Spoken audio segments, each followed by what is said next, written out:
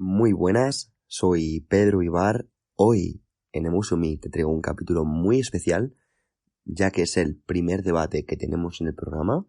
Y por un lado tenemos a Marcos Gutiérrez, que va a defender el capitalismo, y por el contrario tenemos a Álvaro Carbajo, que va a desmontarlo. Así que, lo primero, decir que es un debate entre dos personas que se conocieron ese día por primera vez, y que ambos, pese a lo que pueda sonar en el principio cuando lo escuches, y muy acalorado o menos acalorado que pueda aparecer, que sepas que lo único de acalorado que tenía era el día, ya que se grabó en una terraza en agosto, y seguramente eso pudo influir bastante en los dos. Decirte que por mi parte he intentado hacer el trabajo de la mejor manera posible, intentando moderar a los dos por igual, y que lo primero, pues nos encantaría saber un poquito tu opinión, si te ha gustado, si crees que es un formato que te gustaría volver a repetir, o por el contrario, si quieres desmontarlo. De ser así, cualquier tipo de opinión será bien recibida. Así que, sin nada más, vamos a por el podcast. 3, 2, 1. Muy buenas a todos, soy Pedro Ibar, esto es Emusumi. Estamos en una azotea en el centro de Madrid, en el que vamos a hacer uno de los debates que más nos estáis pidiendo la audiencia, que es defender el capitalismo y defender el socialismo. Para ello tenemos a Marcos, que ya lo hemos tenido anteriormente, CEO de Biofit, y bueno, pues un amante de los números, un amante de la economía, y bueno, pues una oportunidad de tenerle hoy aquí. Y por otro lado tenemos a Álvaro, que nos va a defender el socialismo, que va a buscar las pies al capitalismo, y es un pesimista esperanzado que intenta pues que la izquierda pues gane fuerzas, ¿no? Hoy por hoy, ¿no? Algo así. Bueno, pues antes de nada, para que no sepa un poquito cómo funciona esto, vamos a intentar darles a ambos el mismo tiempo para que defiendan sus argumentos, y por otro lado pues vamos a intentar que quede lo más imparcial posible, ¿vale? Para empezar, ya que vamos a hablar sobre el capitalismo y lo vamos a criticar, vamos a darle a Marcos la oportunidad de que empiece diciendo qué es el capitalismo, cómo funciona, que nos ponga ejemplos sobre ello, y pues Álvaro tendrá tiempo para que intente pues debatir con la idea de Marcos. Perfecto. ¿Vale? Pues Marcos, ¿qué es el capitalismo? Empezamos por lo básico. El capitalismo, según la definición marxista, consiste en la propiedad privada de los medios de producción. Ya de primera mano nos encontramos que esta es una definición demasiado simplista. Entonces hay que ir un poco más allá. Entonces puede existir propiedad privada del medio de producción, pero estar súper regulada, súper maltratada, que no exista libertad para intercambiar. Entonces, digamos que tenemos que ir un poco más allá. Entonces, otras características que son fundamentales para que exista capitalismo son la libre competencia, que exista libertad de comercio, que exista libre empresa, que no exista coacción por parte del Estado para que la gente pueda montar empresas, que exista una baja tributación, seguridad jurídica, instituciones sólidas. Es decir, que puede existir regímenes en los que exista propiedad privada del medio de producción, pero que estén súper regulados y, por supuesto, no funcione bien. Entonces, bueno, es una definición muy básica. Y, por otro lado, una definición más sencilla, quizá, de estándar por casa, sería acuerdos libres y voluntarios. Que esto creo que es un poco define la esencia del capitalismo y por qué creo que es éticamente superior a cualquier sistema económico, sobre todo respecto al socialismo. Porque al final el socialismo tiene dentro de sí un virus que es la coacción, el uso de la fuerza para conseguir fines. Y la gente que defiende el capitalismo creemos que el fin no justifica los medios. ¿Qué opinas? Bueno, define socialismo. Bueno, antes de definir el socialismo, ¿hay crítica ya directa al capitalismo? Pues que sí, suena muy bien, pero luego en realidad lo que también propone es un endeudamiento perpetuo para sostenerse, porque sin endeudamiento la gente no puede subsistir en el capitalismo. ¿Vale? Propone un crecimiento infinito que no puede existir, ¿vale? Porque siempre acaba en crisis, como en los últimos siglos que hemos podido ver, crisis del 29, crisis de los 70, crisis 2008. Es imposible tener un crecimiento infinito tal y como el capitalismo defiende, que siempre subir el PIB, siempre subir el crecimiento, siempre subir la riqueza. No se puede, y de ahí están las crisis que son cíclicas y son obligatorias en el capitalismo. Puede intervenir rápido. Porque si no, no puede subsistir. Vale. Además de jugar con todo, mercantilizar con todos los aspectos de la vida, desde pues el deporte, la amistad, el amor, todo se puede comprar. Ahora se pueden comprar hasta los cuerpos, porque antes se supone que la trata de blanca está prohibida, pero ahora lo llaman maternidad subrogada y puedes comprarte un niño. Perfecto. Brutal. Antes de seguir con la definición de socialismo, vamos por alusiones a hablar con Marcos, un poco directas. Vale.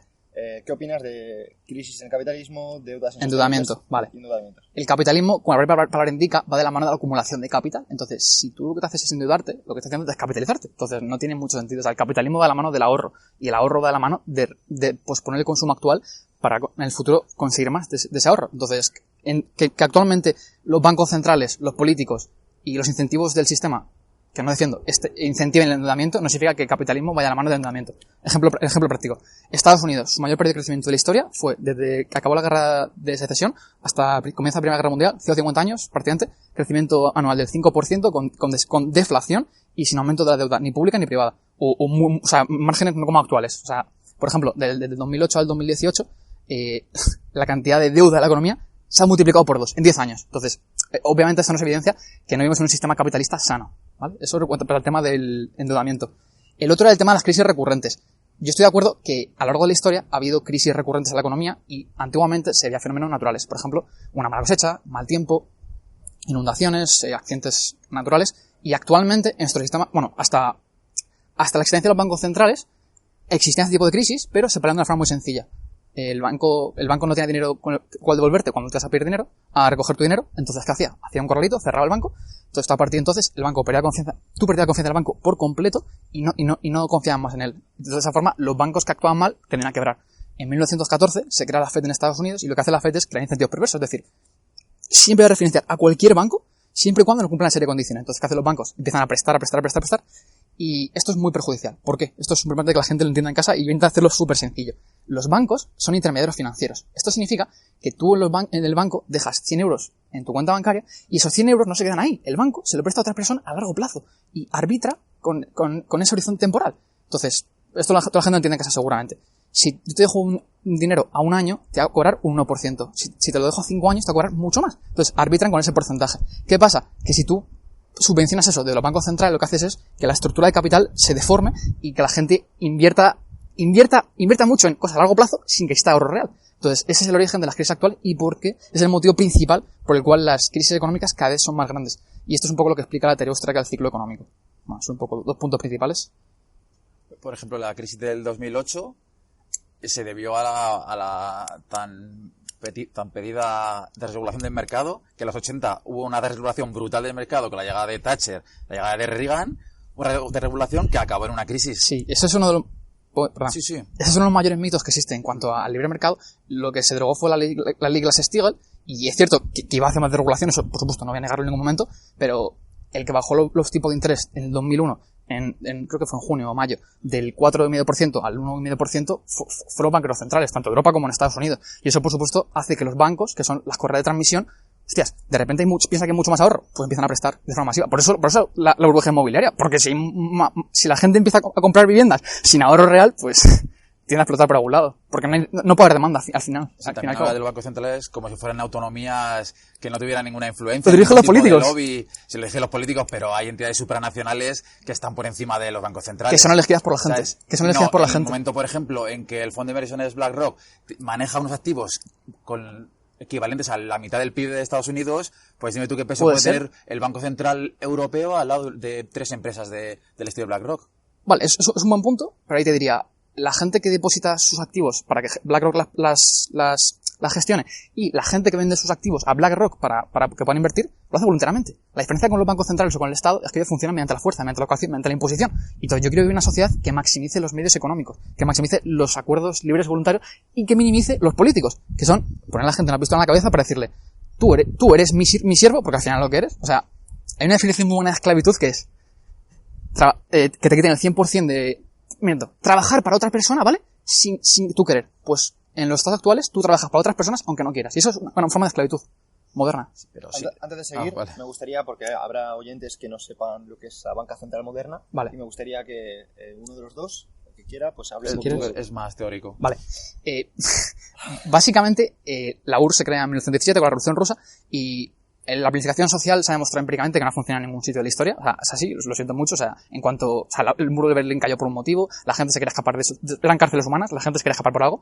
Entonces, en Europa empezaron a llegar digamos, la propaganda rusa era muy, muy, muy buena. Entonces, la gente de Occidente pensaba que ahí se iba genial, lo cual era una gran mentira, por supuesto. Entonces, existen ciertos, ¿cómo decirlo?, vestigios del socialismo una vez se demostraron un fracaso, como son, por ejemplo, la sanidad pública, la educación pública, los sistemas de pensiones actuales, la legislación laboral súper reglamentadas y rígidas, y uno de ellos es los bancos centrales. ¿Qué hace un banco central? Eso lo entiende cualquier persona.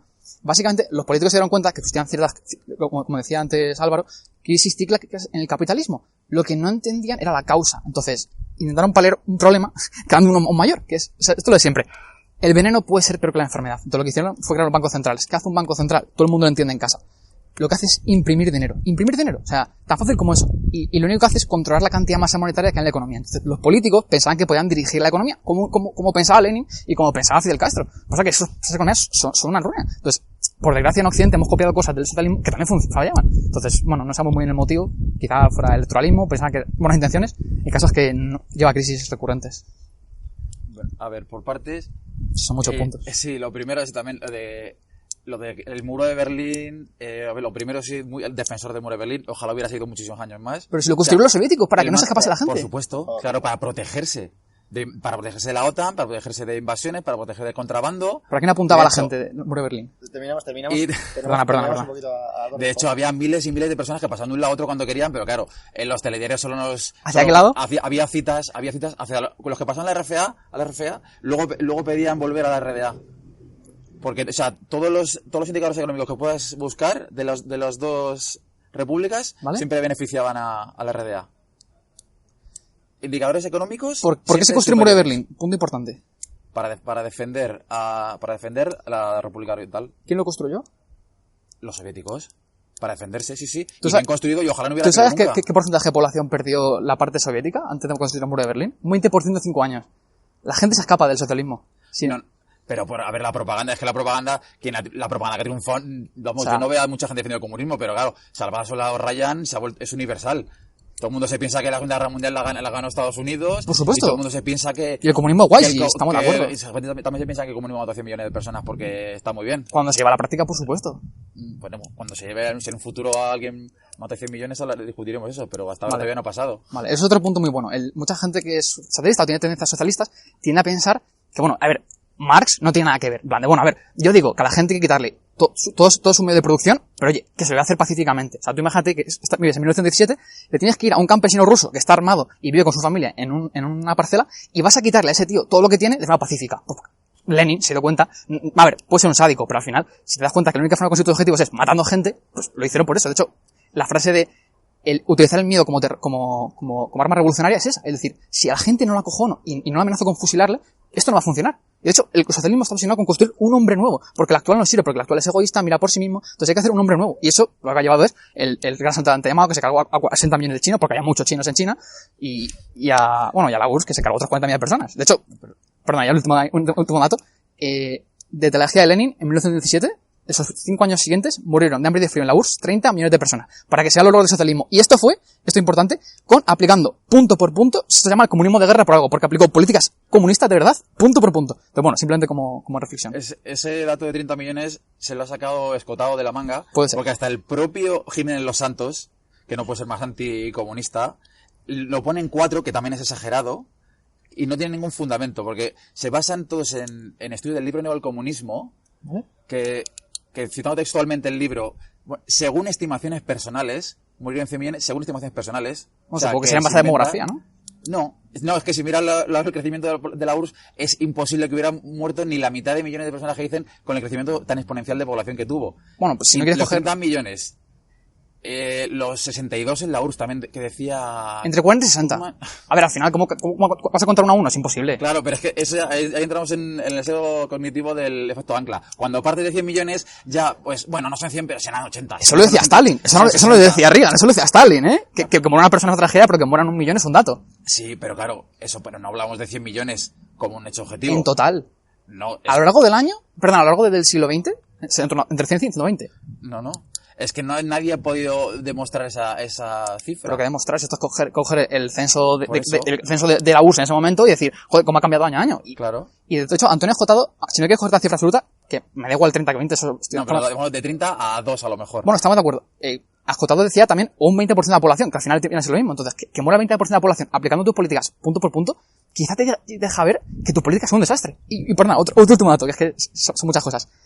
Miguel Ángel Bastos suele decir que en el comunismo de guerra fue la mayor caída de la producción de la historia. Donde se producía 100, se empezó a producir 5. Y tiene sentido. O sea, que una cosa te digo. Si tú a toda la gente que produce le quitas todo lo que tiene y se lo pones a gestionar un político que vive de su mamá en Suiza, como que iba al balneario, es normal que caiga tanto de producción. O sea, cuando se aplica la ley de justicia punto por punto, que fue comunismo de guerra, luego es verdad que aplica la NEP, la nueva política económica, y funciona más como una economía, capitalismo de Estado, por decirlo de alguna forma, pero mucho más regimentado. De hecho, la producción en la URSS creció un 11.000%. La ¿Qué año? agrícola y la industrial. ¿En qué año? ¿Pero qué año? Y todo el balance 80 global. años, 80 años. El balance global. No sé, bueno, no lleva 70.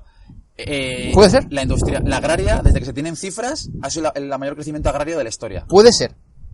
Y la industrial, un 11.000%, que no está nada mal. Vale. De ser un país feudal o, bueno, semifeudal, a ser la primera potencia mundial y poner el primer satélite en órbita y poner al primer cosmonauta en órbita. Vale, es un buen punto. Pero si asumimos ese argumento, también asumimos que Franco era bueno porque entre los años 50 y los años 73 hubo un crecimiento del 7% anual y nos convirtió en la octava potencia del mundo. O sea, si de alguna forma justificar el franquismo porque consiguió cierto logro económico, o Hitler, que consiguió que la economía creciese un 50% en 5 años, o sea, ¿de alguna forma crecimiento económico justifica un régimen de terror? Pregunto. Pero depende cómo estaba en qué condiciones vivía la población. Pues vivía en unas condiciones malísimas porque la gente era pobre. A eso me refiero que... Pero que no era un capitalismo salvaje, quiero decir. Pero el PIB no se significa cuando no indicas cómo se redistribuye la riqueza. Claro, pero que el problema de la URSS no era... En la URSS no moría nadie de hambre. Vale. O sea, tienes datos de la FAO... Bueno, ¿el hambre en Ucrania? ¿El Holodomoro? Bueno, vamos a ver.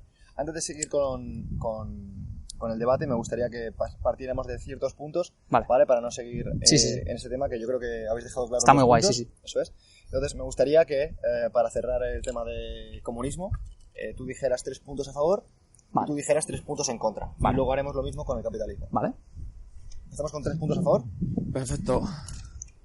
Pues, más que comunismo, un país socialista o al menos una sociedad justa, por decirlo de alguna manera, que si no ha existido mi prototipo ideal es Pandora, pero vamos, como no me sienta bien el azul, pues me podré conformar con un país en el que se dé la universalización de la sanidad y la educación pública, donde no se pueda comerciar con todo, y donde haya unos límites para poder garantizar la subsistencia a todo el mundo. Vale, pues tenemos los 3 puntos a favor de Álvaro. Vale, si te parece puedo intentar hacerlo respecto a lo tuyo. El primer punto era universalización de sanidad y educación.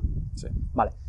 Un liberal está a favor de que todo el mundo acceda a la mejor sanidad y educación posible que pueda conseguir. Eso, por supuesto. O sea, hay mucha gente que hace una especie de meme del liberalismo y compara, claro, con la realidad actual o su realidad utópica. Claro, queda muy mal, por supuesto. Pero entonces, yo animaría a la gente a hacer una pequeña reflexión sobre el tema sanidad y educación, que es súper importante, y luego trataremos. Un pequeño apunte rapidísimo.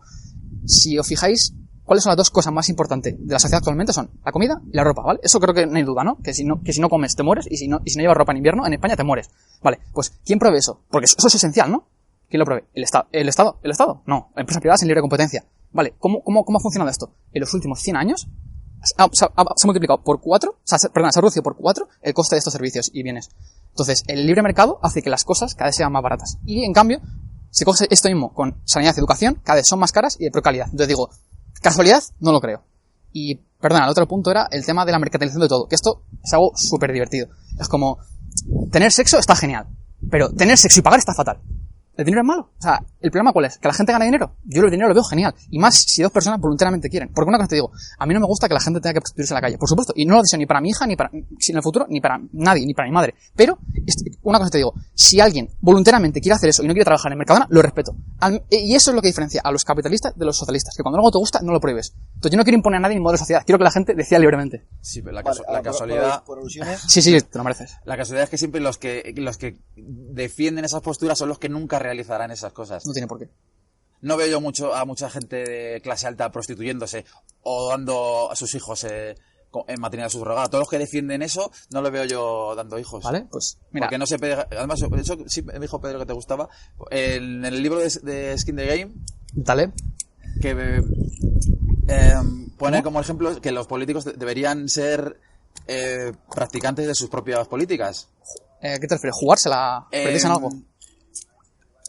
¿Cómo era? No, que simplemente, que si ellos, lo que hagan sobre la sanidad, que los padezcan ellos. Que sus políticas tengan repercusión sobre ellos mismos. Por ejemplo, los políticos, me gustaría ver a mí todos estos políticos de Ciudadanos que defienden tanto la maternidad subrogada, o sea, la venta de niños, como si fuera Claro, pero eso es un error. Como si fuera una mochila, a ver si lo hacen ellos, que casualmente... Claro, pero eso es un error. O sea, súper rápido. Defender el derecho a que alguien sea homosexual no implica que tú dejes ser homosexual. Defender el derecho a que alguien utilice la maternidad subrogada, llámalo intraclear, me da igual, no significa que tú tengas que hacerlo, o que quieras siquiera, que respetes el derecho de la otra persona a hacerlo. Es que es muy diferente. O sea, es un tema de tolerancia. ¿Y por qué se van a Ucrania a comprar Porque niños? aquí lo prohibimos.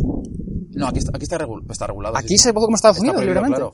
Pero ¿por qué en Ucrania? Porque no sé porque la gente es pobre y tiene necesidad de hacerlo. Porque se trama barato. Puede ser, no te digo que no. Entonces juegan con la necesidad de la gente.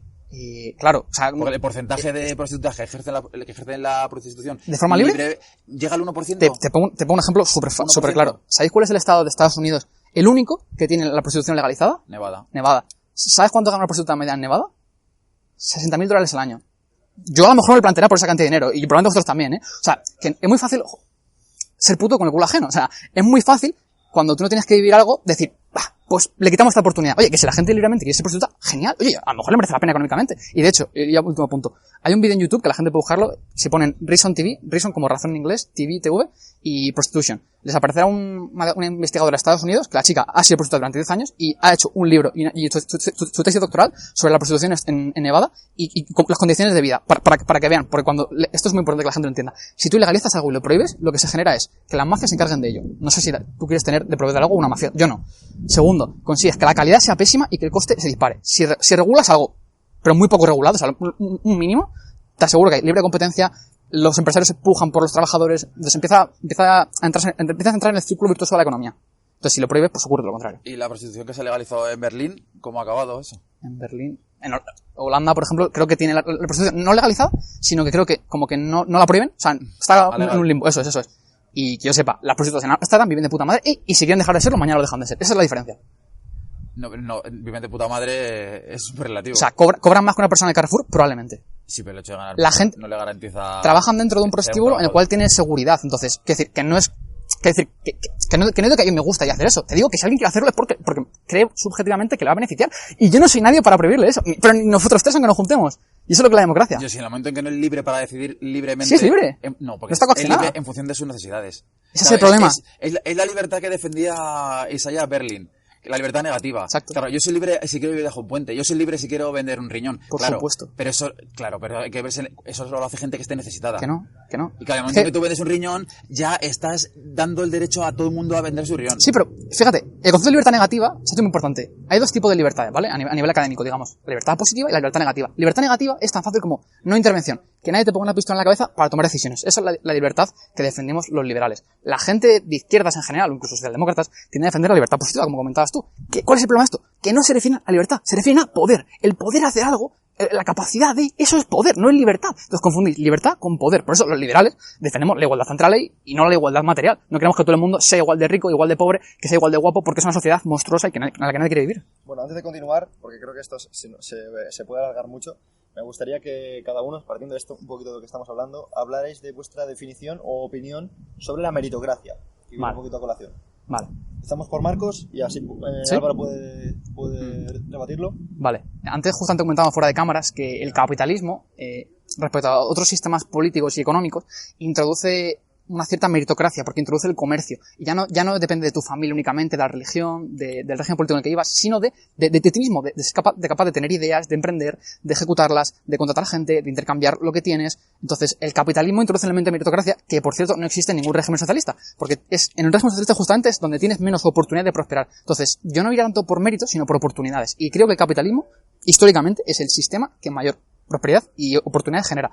Un dato súper rápido, a nivel de pobreza.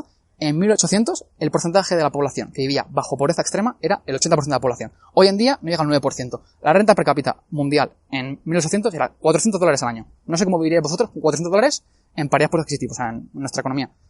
Vale. Actualmente es $18.000 al año. O sea, hemos multiplicado la renta per cápita por 40. No conozco ningún sistema económico, incluso socialista, que genere ese nivel de prosperidad.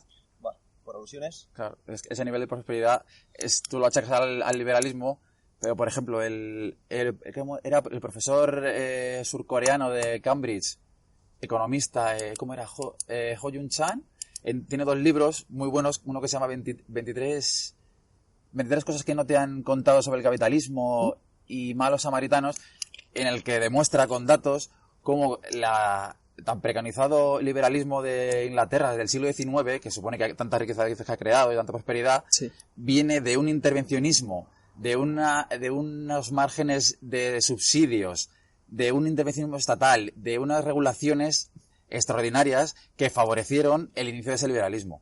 Pero tanto en Inglaterra como en Estados Unidos, como en Japón, Francia, Alemania, Italia, todas las que llegaron a ser potencias, tuvieron la base para empezar a aplicar el liberalismo de mercado, lo fueron gracias a no aplicar el liberalismo de mercado. Y esto lo tenía demostrado en esos 2 libros. No existe evidencia empírica respecto a eso. De hecho, en Gran Bretaña, justamente, cuando acaban con la esclavitud, son, lo diré, bueno, dos banqueros judíos que pagan todas las indemnizaciones de los esclavos para que puedan ser libres. O sea, que no lo hace ni el Estado, fíjate, las indemnizaciones. Y a partir de ahí lo que hizo el Estado fue intervenir menos. O sea, es decir, dejar que la gente pueda actuar libremente, que no sean esclavos de los demás. O sea, que es que el problema era intervención, no de exceso de libertad, obviamente. Y bueno, simplemente, imagínate que estoy la razón, ¿vale? Y que esto que dices esto es cierto. Entonces, explícame por qué Singapur ha multiplicado por 50 su renta per cápita en 50 años, siendo un nido de pobreza, ya teniendo más renta per cápita que Estados Unidos en 50 años. Si es únicamente por subvención intervención, no sé cómo puede ser, o sea, no entiendo. No, Singapur justo no. Pero Singapur fácil porque tiene restringido el derecho de libertad de tránsito de las personas. ¿Pero qué tiene que ver eso con la economía? Porque, hombre, hace más rico que más gente puede salir. Por lo mismo que un conductor ¿cuánto puede ganar un conductor en Singapur y cuánto gana en la India? ¿Vale? ¿Por qué esa diferencia? Fácil, porque el conductor de la India no puede ir a Singapur, porque si no todo el mundo iría a Singapur. No puede porque el libre mercado tiene regulado, permite el tránsito de mercancías, el tránsito de capitales y de personas. Y el de personas está muy restringido. Pero a ver, claro, en un libre mercado, ¿no? Eso es lo bonito del capitalismo, que debería estarlo. Entonces jamás no existe ni nada parecido al libre mercado, porque en todos los países del mundo existe esto es muy buen punto, tío. Esto es muy importante que la gente lo entienda. Ningún país es 100% capitalista ni 100% socialista. Todos están en un eje, ¿vale? En este eje está el capitalismo, en este eje está el socialismo. Entonces, Singapur, Suiza, Hong Kong, Estados Unidos cada vez menos, por desgracia, están más en este. Y en este están más Argentina, Venezuela, todos los países en los que nadie quiere vivir. Entonces, no, es que la realidad. Entonces, ¿por qué estos países tienen éxito y estos no? ¿Qué diferencia tienen? No es que estos tengan pocas subvenciones, pues están súper subvencionados todos. O sea, subvenciona todo en esa economía, está súper todo regulado. Sino que aquí, a la gente, que cuando tiene idea, se la anima a emprender. Y no se la parte de las piernas. Y existe más libertad de inmigración que aquí probablemente. O sea, que bueno. Sí, pero si llamar éxito a Estados Unidos... ¿De qué? Llamar éxito a Estados Unidos... Estados Unidos... Otro dato, que esto me lo tengo súper estudiado. Estados Unidos, el estado más pobre, Mississippi, tiene la misma renta per cápita que Finlandia. Ojo, ojo. Aquí llamamos éxito y fracaso, porque el estado más pobre de Estados Unidos es igual de rico que muchos países nórdicos. ¿Y el nivel de concentración de poder de Estados Unidos? ¿Por qué llega a ser ahora igual que en 1924? ¿Cuál es el problema de eso? La desigualdad. La desigualdad no es mala. mala. Tiene que irse la gente a operarse a México. Resulta más barato a las empresas, a las empresas médicas de Estados Unidos, llevarse al cirujano, llevarse al paciente a México a operarles que tenerlos en Estados Unidos. Totalmente de acuerdo, porque la sanidad de Estados Unidos es un desastre. Vale, ahora antes de continuar, por alusiones, vuestra opinión sobre la desigualdad. Tú estás diciendo que estabas en contra de la desigualdad. A favor. A favor de la desigualdad, perdón. Y ¿qué opinas tú de la desigualdad? Bueno, pero no hemos tocado el tema de meritocracia. No he podido... Bueno, mételo también, Sir, ahí. Ahora, es que tenemos que ir por puntos porque si no... es un desastre. Nos va el desastre, no va. Me he perdido. Estaba pensando en la meritocracia. Vale, pues bueno, si quieres, para que no nos quedemos con este puntito, tu opinión de la meritocracia, por favor. Estoy totalmente en contra de la meritocracia, por muy bien que pueda sonar, de que sigue el esfuerzo y todo ese buen mensaje del coaching. La meritocracia simplemente lo veo como la negación de la lucha de clases. No existe. Bueno, luego entramos si quieres. Y simplemente porque la igualdad de oportunidades no existe. En el momento en que por ejemplo en Barcelona, de nacer un barrio a otro hay una diferencia de vida, de esperanza de vida de 11 años en la misma ciudad. Ya no hablamos de Somalia a Finlandia. En Barcelona, 2 barrios diferentes, 11 años de vida. Eso por mucho que te esfuerces, tu vida no lo va a cambiar. Por supuesto. Hombre, claro que sí. Te aseguro que si realizas Barcelona... no existe. Y lo más cercano puede ser un estado que te garantice la igualdad de oportunidades. El libre comercio no te va a garantizar. Un estado nunca te va a hacerte más listo, más tonto, más guapo, más feo, más alto, más bajo. Lo siento. Entonces es imposible. Garantizar la igualdad de oportunidades. Pero que no puedes. O sea, si Pedro es más listo que yo, ¿qué vas a hacer? ¿A Pedro poner una radio en la cabeza para dejarle tonto? ¿Puede fomentar leyes? Por ejemplo... ¿Puede fomentarla? Por ejemplo, puede fomentar una ley como las cuotas para que las mujeres que están infrarrepresentadas, para que hasta que lleguen a ese nivel, vale, a ver si lo entiendo. Como una aplicación, una medida temporal, por ejemplo, para aplicando las cuotas, no como una medida definitiva, pero hasta que la mujer esté en igualdad de porcentaje que los hombres, por ejemplo, a obligar a que haya una cuota del 50% de la representación de parlamentaria de mujeres, por ejemplo. Y una vez que ya sea una sociedad igualitaria, pues quitas esa regla que no es necesaria, pero para llegar a ese punto, establecer esa regla. Sí, esa es la lógica marxista. Es decir, a ver, la propiedad históricamente se ha conseguido mediante la violencia, entonces la solución ¿cuál es? Yo utilizar la violencia de nuevo y ya todo será un oasis. Y no, te das cuenta que lo que hace es instaurar la violencia de forma sistemática. Y con el tema de las mujeres es un ejemplo clarísimo. Discriminar a la gente según su color de piel, ¿cómo le llamamos actualmente? Racismo. Discriminar a la gente según su sexo, ¿cómo se llama? Machismo. Entonces, cualquier tipo de ley que lo que haga es discriminar a la gente, no según sus méritos, según su esfuerzo, según su sexo, es machista. Aunque digas que tiene la mejor intención del mundo. Y si para subsanar una desigualdad, no es... El fin no justifica los medios. No es discriminatorio. El fin no justifica los medios. Entonces, para ti la igualdad es algo malo. O sea, la desigualdad es algo bueno. No, la desigualdad es algo malo. De hecho, tienes estudios de Thomas Piketty de los últimos 300 años en los que te demuestra de cómo ha evolucionado la desigualdad a nivel global. Vale. Y todo, y no sé que no haya sido gracias al socialismo. Vale, pues... Los niveles de desigualdad que tenemos hoy en día. Intervención súper corta sobre Piketty y desigualdad, que me flipa este tema.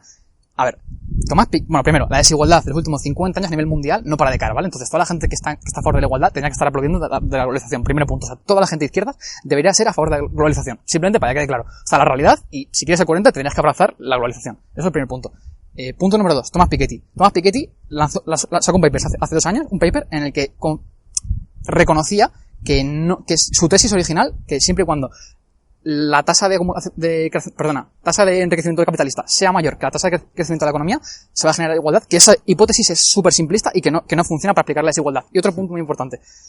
Si la tesis Piketty fuera cierta, suponiendo que lo fuera, la consecuencia práctica sería, hay que priorizar las pensiones públicas. Porque claro, si se gana más dinero en la bolsa, que la economía crece, joder, todo el ahorro que deberían ahorrar los trabajadores se meta en bolsa y así se reducirá la desigualdad. Así que si quieres reducir la desigualdad y crees en Thomas Piketty, tienes que defender privatizar las pensiones. Luego las pensiones públicas a día de hoy en el sistema que tenemos son insostenibles, eso es cierto, pero porque no son las condiciones que se dieron en la época de posguerra para ejercer esa protección social que se ejercía, que además fue el democristiano, no fue ni la socialdemocracia la que creó. Bueno, fue un régimen autoritario, fue Otto von Bismarck.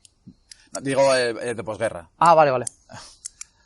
Digo, la sanidad, pensiones públicas, todo eso que se creó de posguerra para crear una calma social para construir Europa. Justamente, porque la propaganda comunista era súper buena. Aunque la gente se quería escapar del régimen, ¿cuántos comunistas conoces que de verdad que lo piensen? Salvo, por supuesto, la gente dogmática que se ha sido doctrinada allí. La gente occidental, así, intelectuales, esa gente jamás habría vivido allí. Jamás. O sea, es como defender algo que tú nunca aplicarías para ti mismo. Es como, yo defiendo los bajos impuestos, pero me monto una empresa en Suiza. No, o sea, hay que ser coherentes. Entonces, la gente que viene a Occidente y defendía el sistema jamás habría que vivir allí. O sea, es una hipocresía constante.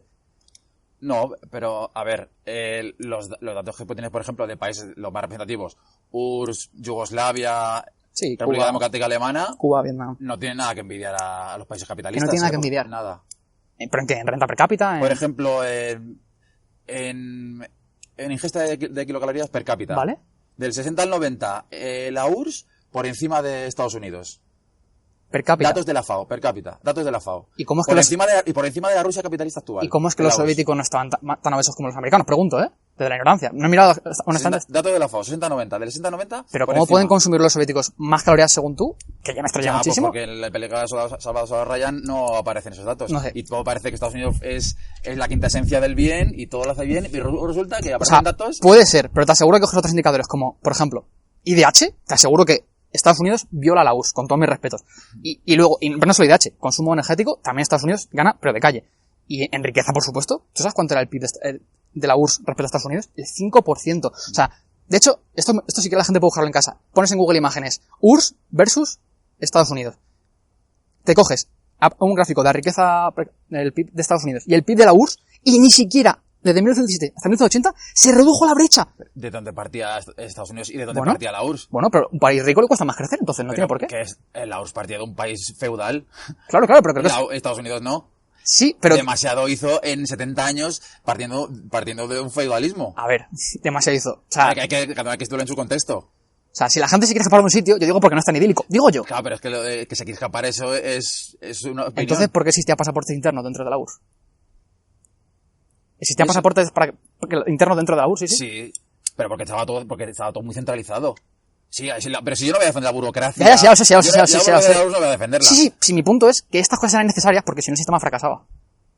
No, de hecho el sistema fracasó porque se lo cargaron desde dentro y bueno, entre otras cosas porque los gerifaltes soviéticos eran insostenibles. O sea, el sistema dentro del contexto internacional ya era insostenible. Entonces, pero fue Gorbachev que con la perestroika y la glasnost se lo cargó desde dentro. Sí, porque era un desastre el sistema. Y de hecho Gorbachev condenó todos los crímenes de guerra de Stalin. Bueno, como no estamos hablando de la URSS, ¿vale? Vamos a seguir un poco con las ideas de la igualdad. Y me gustaría que hablarais, ya que Álvaro se ha posicionado, en educación. ¿Vale? Porque Álvaro tenía claro la importancia de que todos recibieran la misma educación y que todos tuvieran acceso a los mismos conocimientos, pero tú estás en contra de que todo el mundo tenga lo mismo porque digamos que la desigualdad no es mala, ¿no? Es que ¿cómo lo debatiríais cada uno? Vale, empiezo yo. O sea, básicamente creo que no todos somos iguales, que no todas las condiciones de todas las familias son iguales y por lo tanto dar una solución igual a diferentes situaciones me parece irreal. Es como si todos tuviéramos que tener el mismo móvil, el mismo color, mismas prestaciones, sería absurdo. O que todos, imagínate que el gobierno te exige que todos tengamos un Maserati. Si no tienes un Maserati no puedes tener un coche. Diríamos, pero qué barbaridad. Entonces, ¿por qué te parece bien que el Estado te diga en qué condiciones tienes que educar a tus hijos? Es igual de absurdo. Lo que pasa es que como llevamos así viendo 50 años o 100 años, la gente lo asume como lo que es. Pero eso significa que esté mal y que sea inmoral y que encima no funcione. O sea, y esto es, la gente puede entenderlo en casa. Imaginaros cómo se fabrican teléfonos móviles, cómo se fabrican sillas, mesas. El sistema de producción ha cambiado muchísimo. No tiene nada que ver con cómo era hace 100 años. En cambio, la educación se hace igual. ¿Por qué? Porque lo controla gente que está en contra de la competencia, que está en contra de la innovación, y lo único que quiere es mantenerse y hacer feliz a la familia. Entonces, privatizar algo permite que más gente se lo permita. O sea, Ford hizo que todo su trabajo pudieran comprarse un coche, no al revés. Entonces, la única forma de ganar dinero en el capitalismo es haciendo a otra gente feliz. Por tanto, ¿por qué, por ejemplo, yo no puedo montar una empresa como AudioFit, que se dedica a dar formación a educación primaria y secundaria, a un coste ridículo? Porque no me dejan los políticos. Entonces, la educación es cara porque los políticos la hacen cara. Y la gente en esas épocas no accedía a la educación, no porque no había estado de bienestar, porque la gente era pobre. Entonces, cuando la gente es rica como hoy en día, podría acceder a algo como AudioFit por 10 euros al mes. ¿Y qué pasa? Que, por supuesto, todos los funcionarios, todos los lobbies están encima. Pero claro, hay que distinguir entre lo que beneficia a las familias y lo que beneficia a los políticos y a los lobistas. Y yo voy con las familias. Pero la privatización de la educación fomenta que se eduquen unos valores que estén fuera de una sociedad que compitan.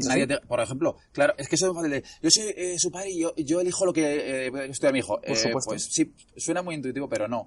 ¿Es todo legal? ¿Y si tú eres un racista y quieres educar en valores racistas a tu padre? Pues en la sociedad en la que miraremos vivir, mal. debe haber un Estado que regule que un padre no puede educar en el racismo o en la homofobia a su hijo. Vale. Y para eso vale. Te pillo. Y por eso exijo una escuela pública, no a cualquier precio, no bajo cualquier parámetro, sino con unos valores cívicos que formen a las personas dentro de una sociedad justa. ¿Vale? Entonces tú defiendes gastarse, como hace España, 80.000 millones de euros al año para que la gente no eduque a su hijo en el racismo. Pues después de cómo mezclar de alguna forma que la gente no inculque valores racistas a su familia.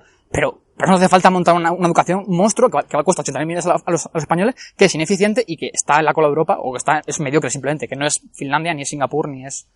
Ineficiente pagar 38.000 millones de euros de déficit todos los años. Eso es ineficiente. Por supuesto. No hace nada. Pero vamos, has dicho vigilad cómo vigila... ¿Cómo quieres que vigile ¿qué te digo? La educación? ¿Vigilarla cómo? ¿Haciendo lo que hace? Bueno, se pone diciendo lo que se tiene que estudiar. Podrías perfecto. Sí, hombre, eso es una barbaridad. Eso es una barbaridad, por favor. No, pregunto, un político. Pues tan fácil como hacer una auditoría. ¿Qué digo? Yo no defiendo eso, pero que incluso si fuera socialdemócrata y defendiese eso, no hace falta montar un monstruo. Que puedes hacer que toda la educación y la sanidad se proveen de forma 100% privada y que el Estado haga tutela. O que una agencia privada, regulada por el Estado, que tampoco lo deseo, pero bueno, digo que es una solución mucho más eficiente y que no implica crear ese monstruo ineficiente. Pero el gasto tampoco lo dice como si fuera un esperpento, pero el gasto en España, tanto el gasto público como la presión fiscal, están por debajo de la media europea. Y entonces ahora vas a sacarme a relucir ese invento de los liberales. ¿Cuál? Que se llama esfuerzo fiscal para no, me equivoco, vale. Sí, no, si quieres, comento ambas partes. El esfuerzo fiscal, que esa es muy buena. Daniela Calle tiene un vídeo en La Sexta Noche en el que le explica y es súper conocido por eso, esa métrica. O sea, a la gente que le preocupa en casa, lo que se ingresa a las arcas del Estado o lo que paga él de media, como persona que paga impuestos. ¿Por qué esto es importante? Porque en España la tasa de actividad, la cantidad de gente que trabaja como proporción de la población es mucho menor que en otros países. Entonces, claro, digamos que lo que hay que pagar se reparte entre menos personas. Por eso es tan importante. Porque aquí lo que le importa que es cuánto pago de mi salario. Y es cierto, o sea, eso es lo que tiene más sentido, no lo que recauda un político. Entonces, Por eso el esfuerzo fiscal es tan importante. Y en esfuerzo fiscal no estamos por debajo de los países comparables, pero ni en Europa ni nada. Y esto es súper importante. Yo tenía un profesor de régimen fiscal que me decía, en España se pagan pocos impuestos. Y decía, hostia, pues yo pensaba al contrario. A ver, ¿y qué hacía? Me ponía Francia, Finlandia, Alemania, te cogía 5 o 6 países de la Unión Europea y decías tú, pues es verdad. Pero ¿por qué mi profesor no cogía a Singapur, a Suiza, a Hong Kong, a Estados Unidos, a Canadá, a Nueva Zelanda, a Australia? Porque no quería, porque los datos, los que no conformaban con sus creencias, me los ocultaba. Entonces, hay países más prósperos incluso que Europa, pero tienen mucha menos presión fiscal, copiémoslos. La media de la OCDE está por España en gasto público. ¿Quién? España en gasto público y en presión fiscal está por debajo de la media de la OCDE. De la media, yo creo que está en la... Muy por debajo. A ver, me cuesta pensar eso. Muy por debajo para decir que el gasto mastodóntico... Es de la Unión Europea, de la Unión Europea está por debajo, pero de la OCDE te aseguro que no, porque están México, Chile, estados que gastan mucho menos que España dentro. Y Estados Unidos, Canadá, hace que baja muchísimo la media. Entonces, yo creo que estamos en la media de la OCDE o por encima, pero bueno, tendrá que revisarlo. Pero no es un gasto descomunal. 42% a ver, si la gente trabaja 365 días al año y trabaja casi 6 meses para el Estado, yo creo que eso es descomunal. No sé la gente en casa si le gusta trabajar 6 meses para cosas que puede no querer. Yo no. No, yo soy partidario de impuestos altos a rentas altas progresivamente. Aunque esto es importante, aunque eso haga que las rentas altas desaparezcan. Que no es como nada. Pregunto. No, es que no tiene por qué desaparecer. ¿Ah, no? ¿Tú por qué crees que en los países nórdicos, o sea, desmantelar prácticamente el estado del bienestar y el toda la economía en los años 90? Porque estaban en quiebra. Porque había un IRPF marginal máximo de 80%. Toda la gente decía, ¿para qué ha trabajado una hora extra? Dejó de trabajar. Y así con toda la economía. Entonces, te pongo un ejemplo. Imagínate que ganas en España 100.000 euros, ¿vale? Y de esos 100.000 euros, el Estado se lleva 50.000 directamente de IRPF. Y por cada hora que trabajas, te quita más del 50%, del 52%. ¿Tú estás incentivado a trabajar? Pregunto. Sí, pero ese tipo luego no es el tipo efectivo. No, marginal. Bueno, si ganas muchísimo dinero, acaba siendo muy cercano. O sea, en lugar del 50, el 48, estoy de acuerdo, el 45, pero ¿qué es casi el 50%? Luego, la ingeniería fiscal, la llamada ingeniería fiscal... ¿De las personas físicas? Luego, no, personas físicas no. Por eso te digo, las empresas. hablo de IRPF.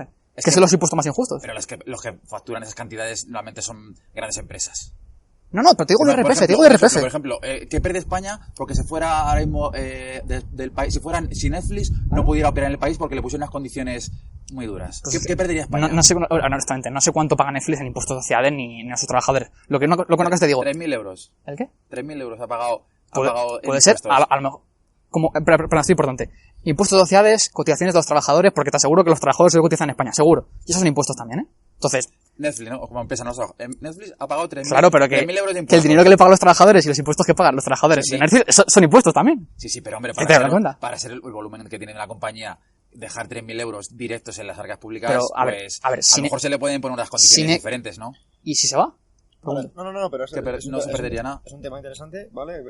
Porque creo que a lo mejor no estás expresando lo que quieres decir a nivel de impuestos indirectos, cuando a lo mejor sí que es cierto que a lo mejor impuestos directos es irrisorio. O sea, lo que te quiero decir, si Netflix o Google no pagan impuestos sociales en España, no es porque sean unos cracks en ingeniería fiscal, sino porque toda la actividad importante la ejercen de allí y lo que le dicen al Estado español es, oye, mira, yo tengo mi sede en California y aquí lo que tengo es una sede comercial. Y esta sede comercial no genera una mierda, porque quien decide y quien graba está todo en Estados Unidos, entonces pagan allí impuestos sociales, lo cual es algo muy legítimo. Oye, que haya competencia entre estados y que los estados que mejor traten a las empresas se queden con ellos. Me parece súper legítimo, porque de esa forma los ciudadanos no son presos de los políticos en el sistema en el que viven y tienen que competir contra esos estados. Eso sería ideal. De hecho, periodos históricos en los que hay mucha fragmentación política conllevan a prosperidad y estabilidad. ¿Por qué? Porque si tú dependes de China, económicamente, no vas a invadirla. Donde hay comercio, no hay guerras. Y eso es lo bonito del capitalismo. Entonces, lo que está haciendo Estados Unidos sobre China ahora... No, a ver... Si yo te digo que estoy a favor del libre mercado, claro, y me estás hablando de un político... Pero es que hay países que hacen eso. Vale, contextualizamos. Claro, porque Estados Unidos, digo, cosas que no son liberales. Por favor, contextualizamos lo que está haciendo Estados Unidos con China para que sé que no está escuchando no lo pueda pues le están poniendo aranceles a productos. Sí, básicamente Estados Unidos lleva teniendo 30 años un déficit comercial con China. Esto quiere decir que Estados Unidos compra más cosas de China de las que vende. Entonces dice Donald Trump, aquí pasa algo raro, porque si China es un país más pobre, el capital debería ir hacia China, no de China a Estados Unidos, y como que le parece raro. Entonces, ¿por qué motivo es esto así? Y esto es lo que no entiende Donald Trump, que está asociado con esto. Que básicamente, es una economía globalizada, ¿vale? Entonces, esto no es solo relaciones comerciales entre China y Estados Unidos, sino que a China se producen los iPhone, pero China compra de otros sitios componentes. Entonces, claro, es como que no son comparaciones homogéneas, es simplemente por eso. Entonces, ¿qué hace Donald Trump? Intenta regular al precio que sus ciudadanos pueden comprar bienes de China, lo cual es lo más antiliberal de la historia. Es que al final Estados Unidos tiene todo tan antiliberal. No. Prácticamente nada. Política comercial es que es antiliberal. O sea, no puede decirme que eso es liberal, poner aranceles, por supuesto. Sanidad también liberal. El 48% del gasto sanitario en Estados Unidos es privado. querrá la sanidad pública y todo el mundo que se quede por debajo de cierto nivel de renta se la paga el Estado. Entonces, hombre, esa sanidad privada tampoco creo que se pueda llamar. Si quieren mixta. Pero si no dejaron ni sacar adelante el Obamacare, que era un ínfima subsidio. A ver, no ha quitado por completo Obamacare, sino ha quitado ciertas partes. Pero bueno, que yo no defiendo Obamacare, ni tampoco la sanidad de Estados Unidos. Es un desastre, es un desastre. ¿Y el modelo Alcira defiendes? Esto es muy buen tema. El modelo Alcira cuesta de media por paciente entre un 20 y un 30% más, con mejor percepción de la calidad.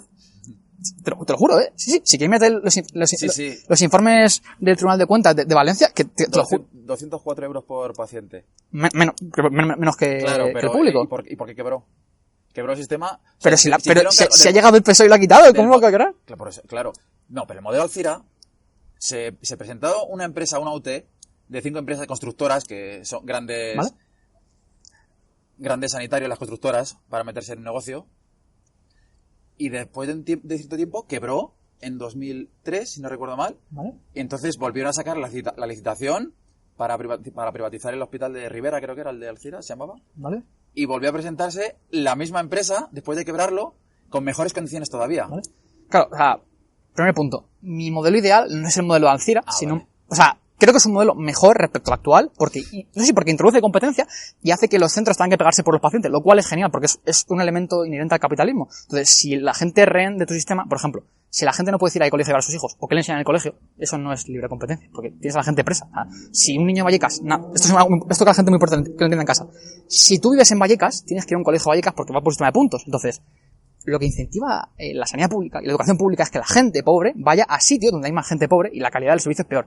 Y no que vaya a Barrio Retiro. Y eso a mí no me gusta. A mí no me gusta que la gente pobre reciba educación de mediocre. Yo quiero que la gente pobre reciba la mejor educación y la mejor sanidad que puede. ¿Y eso cómo se lo garantizamos? Libre competencia.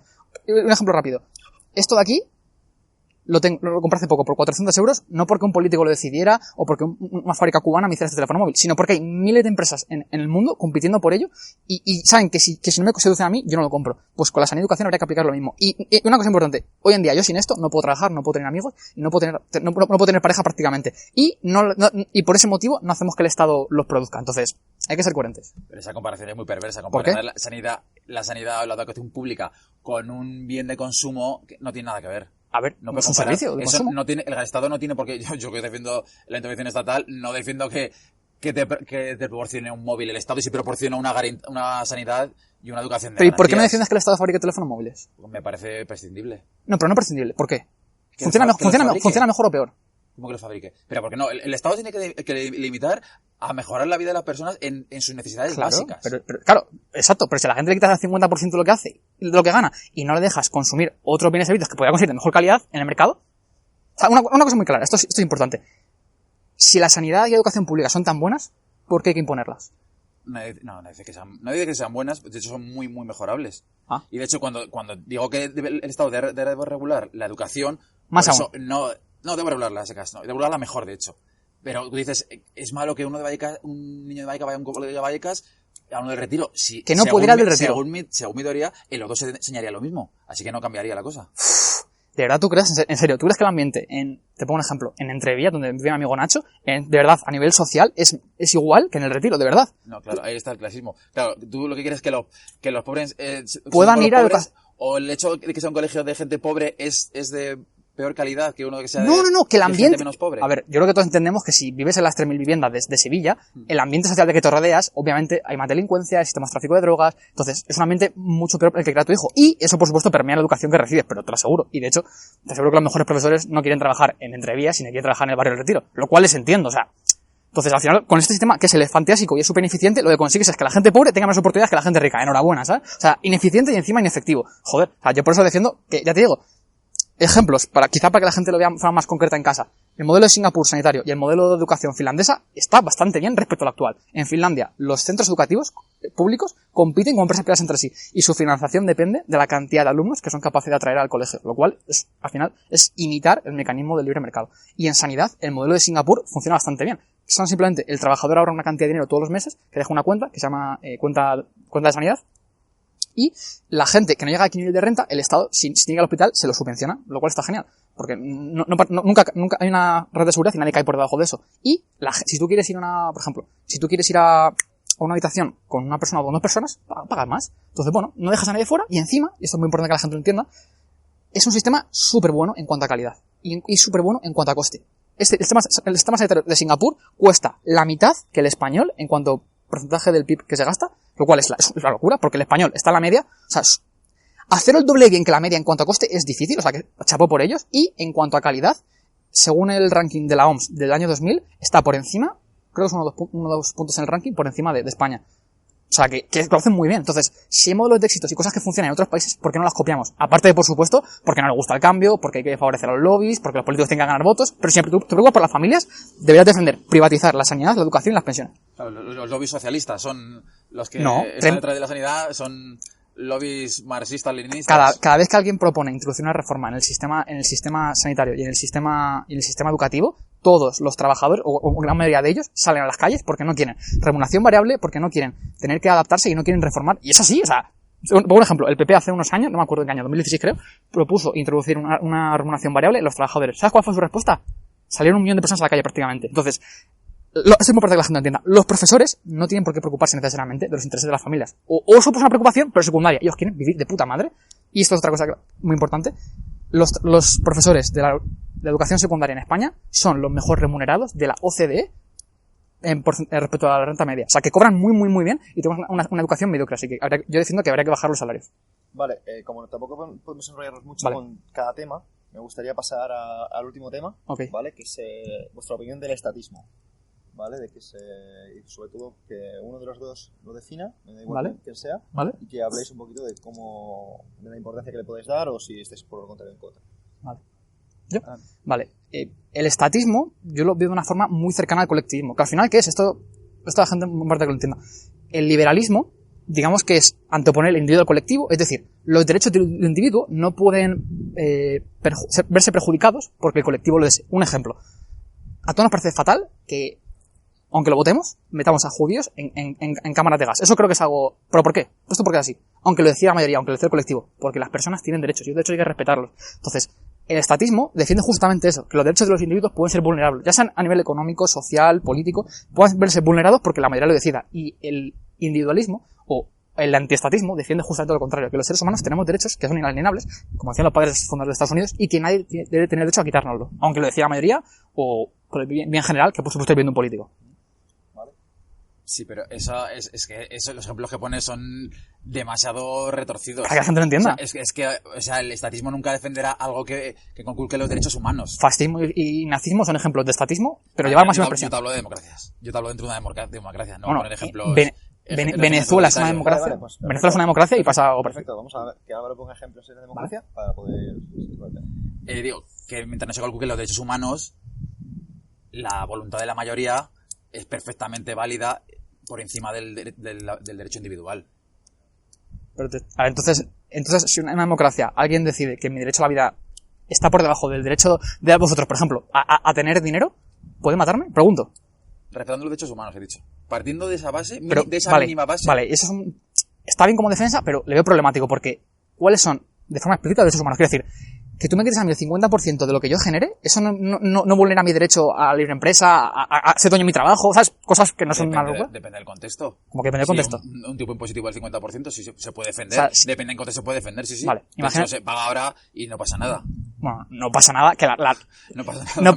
A mí me parece que no pasa nada y podría ser... Que no pasa nada. No, simplemente ocurre que España es uno de los países más pobres de Europa, fíjate si pasa algo, y si tú coges rentas altas en otros países europeos y España tiene unas rentas altas bajísimas, en cuanto a cuantía y cantidad de gente que las percibe. Entonces, sí que pasa, que la gente es lo que se llama trampa a la pobreza. Si a la gente tú lo que haces es dificultarle que prospere, no prospera.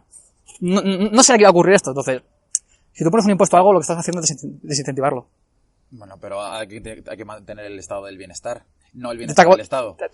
Es que actualmente vivimos en el bienestar del Estado y cualquier cosa que vaya hacia más regulación y más gasto es más bienestar del Estado. No, si es para el bien de la población, pero no tiene por qué ser para mal. Ya, claro, justamente intento demostrarte que hay modelos que van más hacia un lado privado y libre competencia que son mejores para la gente. Entonces, si la verdad para la gente, a mí también me lo hace, ¿por qué no defiendes que apliquemos el sistema sanitario de Singapur y el educativo de Finlandia? Probablemente porque si lo hiciéramos, mucha más gente saldría a la calle, sobre todo gente que a lo mejor es funcionaria, que dice, joder, yo es que mira, hasta ahora no me tengo que reciclar, he tenido que enseñar siempre las mismas asignaturas, no me las cambies, no me cambies las condiciones de remuneración porque no quiero cambiar. Entonces, También el problema ¿Familias es que o lobbies? Los cargos públicos, nuestros políticos luego, todos los puestos están cooptados por liberales, teóricos liberales, que ¿Dónde? luego a la hora... ¿Dónde están? No sé. Yo no les veo. Yo veo siempre partidos que se enorgullecen de ser liberales. Sí, que el PP no, el PP no. instituciones y de repente El se les olvida. el Se PP hizo convierten un... en socioliberales o socialdemócratas. El PP en el Congreso de Valencia dijo claramente que cualquier liberal que hubiera el PP que saliese del partido. Y liberales autodefinidos en el PP, Esperanza Aguirre, Fernández Lasqueti y la calle que está de asesor. O sea, que 3 personas, no sé cuánta gente tiene el PP, 100.000 afiliados, no sé. Entonces, joder. que es algo muy minoritario, te quiero decir. Con peso. Con peso. Si no tiene peso el principal asesor económico si quieres, del Partido Popular. Si quieres podríamos hacer un análisis de las políticas públicas del PP siempre que ha gobernado, y vamos, no ha sido hacia recortar el gasto público, priorizar las pensiones, la sanidad, vamos, no sé, al menos donde yo vivo. Entonces, para liberales no serán. No, eso es lo que pienso yo. Digo, pero por eso. Pero luego se dan de liberales. Pero porque quieren ganar votos. Pero luego hay que aplicar esas medidas. Porque se dan cuenta que la gente no las quiere. No será porque si las aplican no son... Por supuesto, eso es súper importante. Antes, cuando te comentaba, digo, a ver, el comunismo no funciona ni ha funcionado nunca en la historia. Pero la gente sigue teniendo aquí esta propaganda de Hollywood y del buenismo de no, pero quizá funciona. O bueno, a ver, fracasó, pero al menos eran humanistas, eran buenas personas, que eran bárbaros y funcionaba fatal. Entonces, pero la cultura, o sea, yo entiendo que el comunismo es guay. Porque, a ver, esto es muy importante. En Izquierda Unida, ¿cuánta gente vota en Izquierda Unida a las elecciones? 3 millones de personas. ¿De verdad hay 3 millones de personas que sean malas personas, que quieren que la gente se muera de hambre, que quieren que haya genocidio? Por supuesto que no. Sino simplemente que viven en un mundo utópico, ideal, y está genial, pero... Entonces, es simplemente un tema, antes hablaba con Pedro, de ignorancia y de miedo. De no saber que hay mejores alternativas y de miedo a cambiar. Y lo entiendo, pero... eso no es justificación para no actuar. ¿Cuál es la propaganda comunista de Hollywood? Porque ahí me he perdido. Hombre, a ver, esto no es una opinión mía, sino que en California, dentro de Estados americanos, es el estado más de izquierdas que existe. O sea, me refiero en cuanto a ideología de la gente y cultura. O sea, es el más europeísta de todos. Al menos eso estamos de acuerdo, espero. Pero europeísta no es comunista. No, me refiero a izquierdista. Ah, es que has dicho comunista. Me refiero a que más se parece a Europa en cuanto a cultura... Has hecho la propaganda comunista de Hollywood, yo eso no la he conocido. No, que me refiero a que hay mucha gente que... A ver, por ejemplo, productores de Hollywood que han ido a ver a Maduro o a Fidel Castro y la admiran, existe. Michael Moore, por ejemplo. Hombre, el peso que tiene Michael Moore o... Sí, Hollywood... pero, no sé, pero sobre todo gente de izquierdas, por supuesto. O sea, no me meto en la ideología de cada persona en concreto, por supuesto, sino que hay gente que tiene una ideología muy radical o que es muy de izquierdas. Y oye, son millonarios, está genial. Pero no son representativos de Hollywood. Por ejemplo, para que vean, mira, un dato muy importante, muy significativo de la publicidad que hice de Hollywood, fue de Francia, donde se hizo una encuesta tras la Segunda Guerra Mundial, se hizo en el 45, en el 90 y en el 2013, si no recuerdo mal, preguntando a la gente cuál fue el país que más colaboró en la derrota del nazismo. Claro, obviamente justo después de la guerra, pues todo el mundo reconocía, más del 50% creo que era, que había sido la URSS. Claro, de hecho, casi el 90% del ejército nazi cayó en la URSS, en el frente oriental.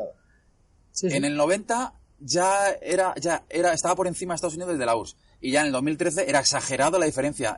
La URSS era un 5-8% y Estados Unidos por encima del 50%. Sí. Y eso son muchísimos años de publicidad. Qué curioso. Muchísimos años de Robert Clark, de William Hearst, un imperio mediático en contra de propaganda. Pero de Estados Unidos, Hollywood, por supuesto, pero Estados Unidos, pero que tú puedes ser pro Estados Unidos como Bernie Sanders y defender Venezuela o Argentina, o sea, que no es una cosa incompatible. Sí, igual, Bernie Sanders es alguien casi residual en la política de Estados Unidos. Bueno, joder, que está con Hillary Clinton ahí que sí, no, residual, y pero Alejandra Ocasio-Cortez. Hollywood es un lobby prácticamente, aunque por mucho o sea, que no son comunistas, son progres. Mucho judío que quieran sacar de Hollywood, el lobby que antipacto de Varsovia, pro OTAN y todo lo que quieras existe. En esa materia puede ser, sí, por supuesto. De hecho, ¿cuántas películas ha producido Hollywood a favor del comunismo y contra el capitalismo? A favor del comunismo. Pues, no sé, por ejemplo, Che Guevara creo que tiene una película. No sé, Milton Friedman yo creo que tiene ninguna película y ha contribuido muchísimo al bienestar de Estados Unidos, o Ronald Reagan o Margaret Thatcher. De hecho, los periodistas en general tienen una mala opinión de esta gente que llaman neoliberales, porque habían salvado, entre comillas, las democracias occidentales de la decadencia. Bueno, el concepto de neoliberales eso viene de Lippmann, que ya es un tema... Y chicos, ya para volver un poquito a la calma, para estar así intenso, cambiando de tema, me gustaría que me dijerais cuál es vuestra opinión del CrossFit. Ahora que estamos terminando. Que es cardio. Bueno, para trabajar el corazón está bien. Para trabajar el corazón está bien, dice Marcos, que es futbolista, se nota. Y tenemos aquí a Álvaro.